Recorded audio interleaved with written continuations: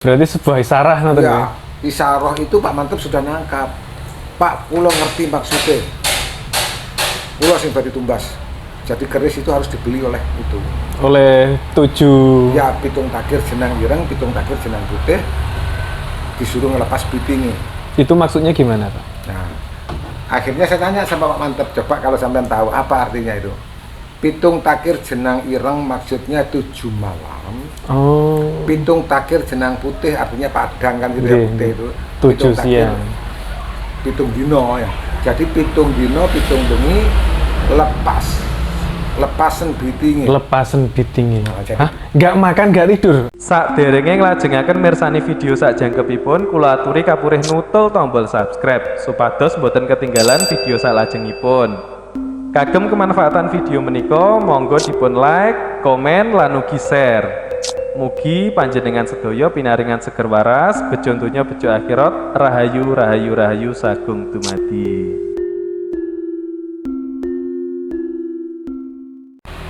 Assalamualaikum Pak Suto. Waalaikumsalam. Bagaimana kabarnya Pak Suto? Kabarnya baik masyarakat. Alhamdulillah bisa bertemu lagi. Alhamdulillah. Alhamdulillah. Sayang kaosnya tak gawe. Oh, nggak apa-apa. Ini tadi gini Pak Suto. Mengenai konten sebelumnya terkait lelaku perjalanan spiritual Sang Dalang nggih menika Pak Mantep. Nah, niku riyen kan jenengan pernah bercerita tentang bagaimana lelaku spiritualnya, tapi kan belum sepenuhnya diceritakan Pak Suto nggih. Nah, itu apakah bisa diceritakan Pak Suto? Oh bisa. Saya yakin karena cerita ini benar apa adanya, saya yakin Pak Mantep juga Berkenan nggih. berkenan dan setuju ini saya ceritakan. Nggih. Ya mudah-mudahan aja. Pertama saya ucapkan Assalamualaikum warahmatullahi wabarakatuh. Waalaikumsalam. Barangkali bagi para pembaca YouTube ya di Kediri, mudah-mudahan dapat sehat, banyak rezeki Amin. dan tetap langgeng persetujuan. Amin. Itu yang paling penting Pak Suto. Terus tentang kisah perjalanan Pak Mantep yang datang di Alas Purwo, itu diperkirakan pertama kali ada di tahun 86. Tahun 86 ya. Tahun 86 atau kalau 85 atau ya 86 awal. Itu Pak Mantep datang, waktu itu jalan itu masih belum hot mix, masih jelek sekali. Bahkan kendaraan itu di tengah jalan macet, kecelet sama lumpur. Kendaraannya Pak Mantep. Kendaraannya Pak Mantep. Akhirnya dari pos itu ya kendaraan itu diseret sama cikar. Cikar ya saat itu. Diseret sama cikar sampai ke pos Rawabendo. Nah, pada waktu itu bermalam di Rawabendo dan waktu itu masih belum ada lampu. Itu bersama jenengan Pak Suto? Enggak, datang sebelumnya kita belum kenal. Oh, nggih. Tahu saya kedatangan Pak Mantep pada waktu itu bersama Pak Suluh Darmaji. Beliau adalah merupakan seorang jenderal kalau nggak salah. Terus kemudian belum lama ini kebetulan keponakannya namanya Mbak Diah yang sekarang juga di Jakarta. Mbak Diah bersama suaminya juga datang ke sini mencari saya gitu. Karena ingat dengan dawe pamannya apa omnya gitu ya, yang istilahnya ninggal pesan di sana carilah namanya Pak Suto kan gitu. Akhirnya ketemu dengan saya di sini. Pak Suluh ya berarti yang. Ya keponakannya Pak namanya Suluh. Mbak Diah. Kalau Pak Suluh itu masih ada atau Pak Suluh sekarang sudah almarhum. sudah almarhum Ya, ya? mudah-mudahan beliau Diterima di sisinya. Amin. yang lulus segala dosanya gitu. Dan sekarang yang sering komunikasi dengan saya malah ini keponakannya namanya Mbak Diah itu. Kembali lagi ke cerita awal. Nggih. Jadi Pak Mantep bersama Pak Suluh bersama tukang kendang wayang namanya Pak Patmo apa siapa namanya. Nggih. Terus tukang bikin wayang yang dari Jakarta namanya Pak Jemadi kalau nggak salah. Cuman sekarang beliau di mana saya nggak tahu, apa masih ada apa meninggal. Nah itu datang yang diawali dari kendaraan macet minta bantuan ke pos, Pak gimana supaya kendaraan saya tidak tertinggal di sini. Akhirnya saya minta bantuan pada masyarakat, diseret sama cikar itu kendaraannya sampai di pos Rawabendo. Ketika itu berarti jenengan masih jadi polisi hutan? Iya, iya masih awal malahan gitu. Masih awal jadi polisi kehutanan, jadi masih junior lah gitu. Iya, iya. Nah, Kemudian bantu dalam niku. itu karena belum ada lampu, akhirnya rombongan Pak Mantep sama Pak Suluh ini membelikan lampu Petromak itu dua, jadi untuk melekan di situ. Nggih. Acara ritual di pos Rawabendo itu. Di dalam rangka kita melekan itu Pak Mantep cerita, saya ini dalang, tapi belum punya nama. Tanggapan saya semalam cuma 60.000. 60.000 rupiah. 60.000 rupiah itu semalam. Itu tahun 84 nggih. 86. 86. Ya. Nggih. Terus kemudian eksis. Pak Mantep cerita bahwa dia kepingin menjadi seorang dalang terkenal, menjadi public figure terkenal. Nggih. Gitu. Gimana caranya, Pak? Insya Allah kalau niat sampean tulus, ikhlas, yakin, saya yakin tercapai kan segitu. Ya alhamdulillah kenyataannya sekarang berhasil kan gitu ya. Terlepas dari semua itu perjalanannya tidak ringan Pak Mantep itu. Kalau saya cerita, beliau ini adalah benar-benar orang kuat ritual, kuat lelakon.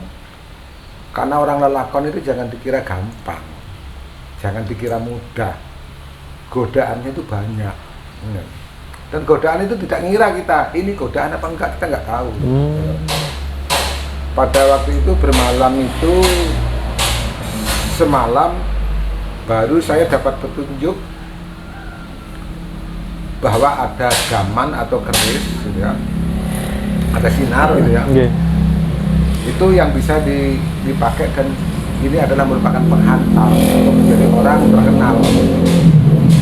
Terus kemudian syaratnya apa Pak? Pak Mantep tanya sama saya, syaratnya apa Pak? Pitung takir jenang putih, pitung takir jenang ireng, tapi lepasen bitingnya. Kulo siap sing tumbas Pak. Itu Pak Mantep, kulo siap sing tumbas. Saya sendiri yang dapat petunjuk belum tahu artinya. Tapi Pak Mantep rupanya berarti sebuah isyarat nanti ya, isyarah itu Pak Mantep sudah nangkap. Pak, kulo ngerti maksudnya. Kulo sing badhe tumbas. Jadi keris itu harus dibeli oleh itu. Oleh 7. Ya, pitung takir jenang ireng, pitung takir jenang putih. Disuruh ngelepas bitingnya. Itu maksudnya gimana Pak? Nah, akhirnya saya tanya sama Pak Mantep, coba kalau sampean tahu apa artinya itu. Pitung takir jenang ireng maksudnya 7 malam. Oh. Pitung takir jenang putih artinya padang kan gitu ya, putih itu. 7 siang. Pitung dino ya. Jadi pitung dino, pitung bengi lepasen bitingnya. Lepasen bitingnya. Nah, Hah? Nggak makan, nggak tidur? Nggak makan, nggak tidur, nggak mandi. Nah itu kemudian nopo malih syaratnya. Jadi Pak Mantep nanya pada waktu sama saya, nopo malih syaratnya. Syaratnya berangkat dari rumah tidak boleh pamitan. Berangkat dari rumah wah berarti harus balik dulu, harus balik dulu ya. Nah itu akhirnya bermalam di situ. Kemudian kita mengetahui ada sinar yang masuk di situs Pura Kawitan. Ternyata tapi rumahnya tidak di situ, tapi di Gua Mangleng. Akhirnya yang ngelakoni 7 hari 7 malam itu ya di Gua Mangleng itu. Pak Mantep ya? Ya. Lah Di tengah beliau ngelakoni, kita ini menunggu hasil perkembangan, menunggu gimana. Nah, sebelum melakoni itu kan pasti ada perjalanannya Pak. Ya. Perjalanannya itu apakah mulus-mulus saja atau di tengah jalan ada sesuatu ngaten? Perjalanannya itu mulus tapi jalan kaki. Jadi dari pos Rawabendo ke Gua Mangleng itu jalan kaki. Akses jalannya sudah bagus atau masih hutan belantara masih gitu? Masih hutan. Berarti juga babat-babat ngoten Iya, ya? babat-babat, masih babat-babat. Itu kemudian setelah sampai di Gua Mangleng itu pun tidak seperti Gua Mangleng sekarang. Nggih. Jadi benar-benar apa ya? Secara kasat mata nampaknya seremnya pada waktu itu bukan main gitu ya. Benar-benar serem gitu. Ya walaupun sekarang juga masih hebat itu, masih serem juga. Tapi beda dengan dulu, lebih serem lagi. Nah, sewaktu ngelakoni itu, dari mulai bersila, itu bareng dengan Pak Suluh. Pak Suluh dan Pak Suluh. bahkan saya melihat Pak Suluh itu bisa, dia itu semedi, terangkat dari tanah. Jadi tidak jarene wong itu gak ngambah lemah. Saya heran, wah manusia sehebat ini. Katanya orang-orang itu saya itu gurunya. Gurunya orang iso. Apakah saya bisa atau saya nggak terasa, saya nggak tahu. kan orang lain yang melihat. Nggih, nggih. Nah, tapi Pak Suluh itu cuman 3 hari. Oh, 3 hari. Ya, 3 hari. Jadi setelah itu beliau langsung menggugurkan, menyelesaikan acara ritualnya itu, tapi Pak Mantep lanjut. Berarti jenengan itu selalu menunggu beliau saat ritual, Bang ya? Selalu menunggu, tapi nanti selang beberapa waktu nanti saya keluar. Pulang. Ya, tapi nggak bermalam di rumah, paling cuma belanja atau apa gitulah. Belanja kebutuhan. Yang nunggu ini. Oh iya, berarti yang nunggu cantrik-cantriknya Pak Mantep ngaten? Ya pengikutnya seperti pengikutnya, itu tadi, iya. apa Pak Jemadi, Pak Patmo tukang dalangnya Pak Mantep, mungkin sekarang masih Tukang kendang. tukang kendang Iya. itu terus sama Pak Suluh itu. Terus satu lagi yang saya lupa itu sopirnya waktu itu, sampai sekarang pun saya lupa namanya siapa sopirnya itu. Iya, iya. Nah itu perjalanan dari hari ke hari yang kemudian yang awalnya Pak Mantep itu duduk Iya. sampai tergeletak ya mungkin sudah apa ya kekuatan tubuhnya atau Iya. gimana Dehidrasi. ya, sampai gitu. sampai tergeletak yang awalnya dari kakinya masih nekuk sampai membujur kemudian yaitu setelah 7 hari 7 malam pada malam terakhirnya itu Pak Mantep itu kelihatan bercahaya. Tapi Pak Mantep setelah sadar saya tanya nggak terasa gitu. Tapi yang melihat Pak Mantep itu bersinar, yang melihat itu saya, termasuk Pak Suluh, termasuk Pak Jemadi sama Pak Patmo itu tukang kendangnya Pak Mantep itu. Iya. Nah, setelah selesai itu baru kemudian matanya mulai berkedip melek. Pak Suto, saya berhasil. Cuman itu aja, saya berhasil.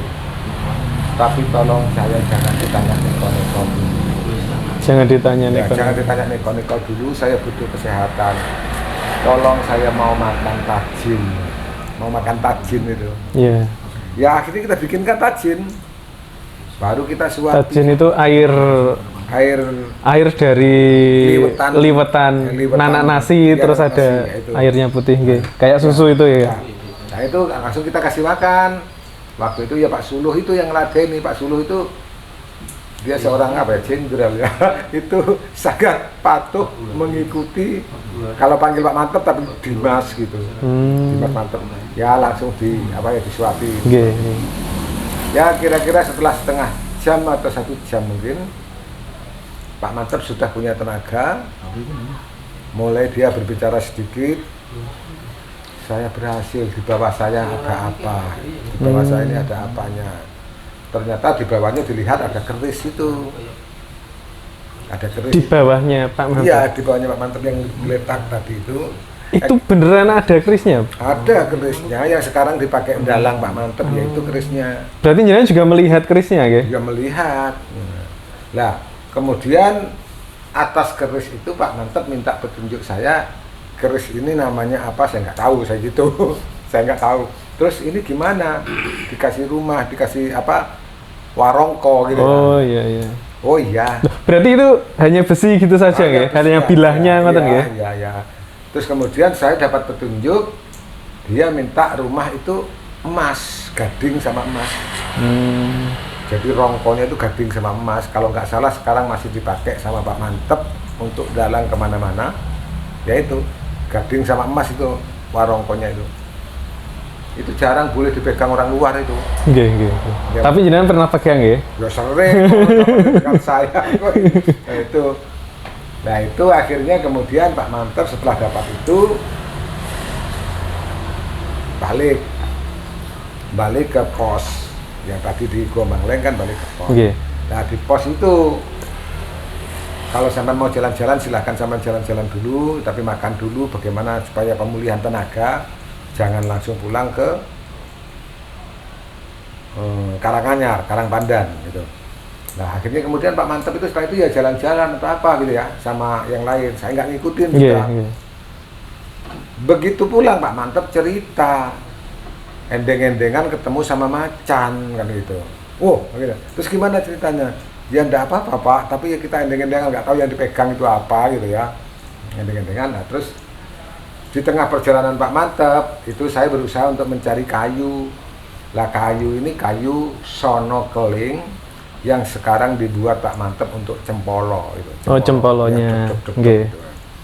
Gitu. Nah, itu dulunya kayu kering, tapi kayu ini kok kelihatan malam itu kok menyala, mungkin karena apa? Fosfor alami lah. Oh iya, zat fosfornya. Nah itu zat fosfornya itu menyala. Oh ini mungkin petunjuknya untuk cempolo, makanya saya potong karena kayu itu panjang. Nggih. Potong ya, sebagian saya kasihkan Pak Mantep untuk dipakai cempolo. Hanya sebagian nggih. Berarti ada sebagian lainnya, Pak? Ada. Nah, itu. Ditinggal yang tahu hanya saya, ditinggalnya di mana? Lah. Loh, nggak dibawa ke rumah sini? Enggak. Oh, tak kira masih dibawa. ada. Nggih. Masih ada. Nah itu cerita Pak Mantep ketemu dengan macan. Diganggu oyo-oyoan lah, oyo-oyoan itu royoan apa dengan Pak Mantep? Saya cuma cerita dari Pak Mantep waktu perjalanan itu. Oke, berarti saat itu jenengan tidak mendampingi gitu? Ya, saya ada di pos waktu itu. Jadi gitu ceritanya. Kemudian setelah itu kan pulang.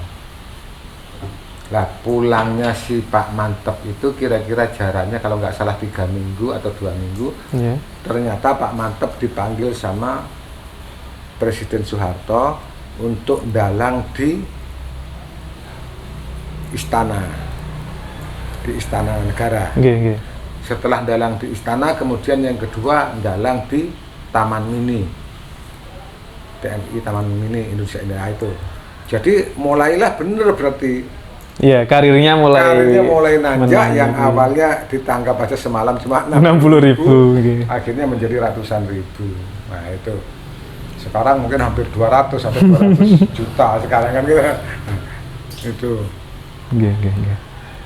Terus yang apa? Yang jenengan apa ya? Napa mengatakan kepada Pak Mantep, jangan gini Pak, nanti kalau ini adalah ular, tandanya adalah ada ular, itu gimana Pak? Oh ular ini mungkin yang dicerita Pak Mantep itu mungkin pas dalang. Oke. Pas dalang Pak Mantep dalang itu setelah sukses dalang di Gua Istana, di Gua Istana salah ngomong maaf. Di istana negara, kemudian di Taman Mini, kemudian Pak Mantep kan kepingin dalang di Alas Purwo. Bersamaan dengan orang Hindu, agama Hindu mengadakan ini Hari Raya Bakar Besi. Sekaligus Pak Mantep yang datang untuk dalang di situ. Lah itu pas lagi enak-enaknya dalang, ada ular yang jatuh dari pohon. Wah, hampir membubarkan penonton. Nah itu, ya itu sejarahnya. Oh nggak apa-apa, ular nggak apa-apa. Ya kebetulan pada waktu itu ularnya saya amankan. Ya nggak gede sih ularnya, tapi ya menakutkan juga, ada segini. Iya. Berarti jenengan dari awal sampai akhir Pak Mantep pulang mendampingi terus nggih, kecuali saat ketemu macan tadi. Oh ya, saat ketemu macan saya tidak mendampingi. Terus saat beliau ketemu yang namanya apa itu? Bambu petuk itu saya juga nggak ngikutin, saya nggak mendampingi gitu. Nggak ngikutin, cuman cerita aja gitu, saya diceritain. Oh gimana ceritanya itu Pak? Ya ceritanya ketemu sama bambu petuk kan gitu ya. Ya saya nggak terlalu nggak terlalu kesana gitu. Yang penting saya udah selesai acaranya, saya memandu Pak Mantep. Ya kadang-kadang sampai sekarang pun juga saya masih banyak orang yang membutuhkan. Oh gitu nih. Berarti sampai sekarang masih mengantarkan orang untuk lelaku spiritual nggih? Ya kita dimintai bantuan dengan orang, sebisa mungkin ya saya bantu. Sendirian jenengan berarti? Kadang sendiri, kadang juga ada supir, kadang ya itu. Jadi sampai sekarang masih. Terus Pak Suto, sesuatu yang menurut jenengan berkesan ketika mengantarkan napa nggih lelono nggih namanya. Lelono itu apa Pak Suto? Yang perlu kita garis bawahi, tidak ada sesuatu itu yang kebetulan. Semua adalah rencana yang di atas. Dan tidak ada perjalanan itu tanpa halangan atau tanpa rintangan. Kita mesti hadapi itu. Hal-hal yang berkesan banyak. Kadang-kadang kita mau berangkat, ada tabrakan lah, ada orang bertengkar lah, ada hewan lah yang menghalang. Itu macam-macam kalau itu.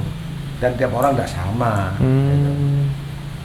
Yang paling terkesan itu tadi, tidak ada perjalanan itu yang kebetulan, kejadian itu yang kebetulan.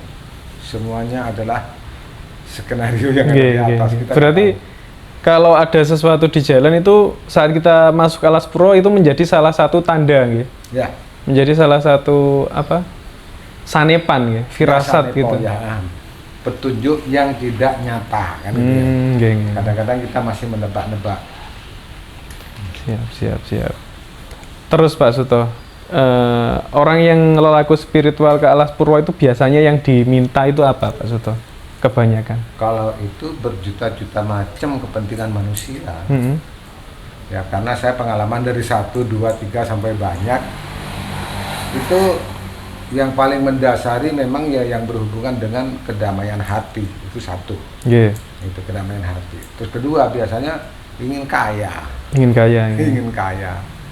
Ya terus ya kalau boleh dibilang istilah modern sekarang ya itu tadi kepentingan harta, tahta dan wanita itu sudah gitu.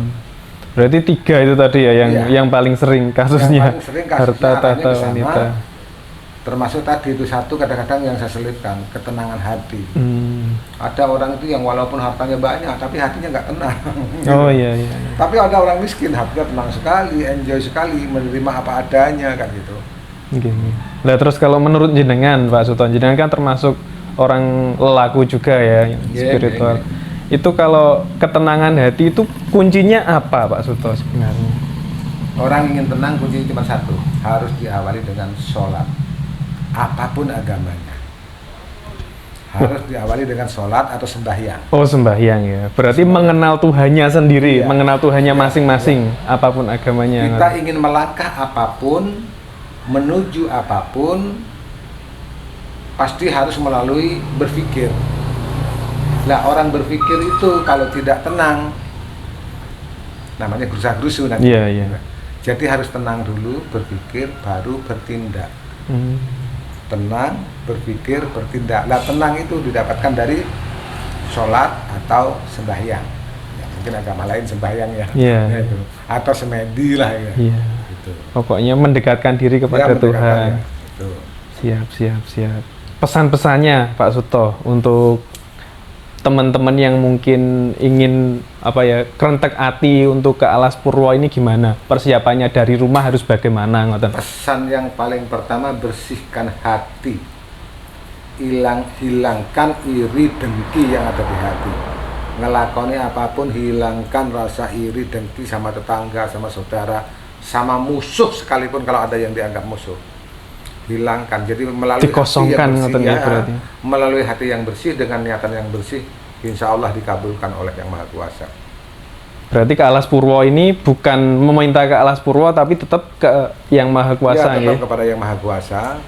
Cuma karena di sini energinya bagus, energi mungkin. Aura ini mistisnya juga tinggi, dan bisa di sini, bisa di Gunung Lawu, bisa di mana tadi? Sedudo tadi ya. Jolotundo, Sedudo juga banyak.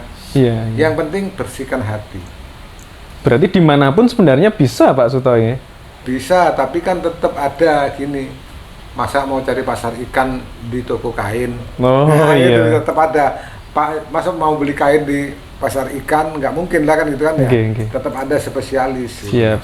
Termasuk Alas Purwo, Purwo Kawitan. Terus Pak Suto, satu pertanyaan terakhir Pak Suto. Apakah jenengan bersedia saat ada orang yang ingin lelaku terus langsung ke sini ngoten? Bersedia mengantarkan gitu atau? Siap bersedia. Mudah-mudahan kita niatkan ibadah lah ya. Kita niatkan ibadah, apalagi saya sudah purna tugas kan gitu ya. Saya berusaha untuk merangkul semua orang yang jelek, yang baik, yang gimana. Nggak perlu sungkan lah istilahnya. Ngomong apa adanya. Aku membutuhkan kesana. Insya Allah saya berusaha untuk bisa membantu. Siap. Biar hidup ini bisa berguna untuk orang lain. Bermanfaat untuk orang lain. Siap Pak Suto. Kayaknya sementara gitu dulu Pak Suto. Terima kasih atas jamuannya dan mohon maaf apabila teman-teman dan kami mempunyai salah kata. Mohon dimaafkan Pak Suto. Iya sama-sama. Yang jelas kita juga gitu kok. Kita tidak luput dari kesalahan. Sempurna itu hanyalah milik Allah. Siap. Terima kasih Pak Suto. Monggo Mas Laka. Assalamualaikum. Waalaikumsalam.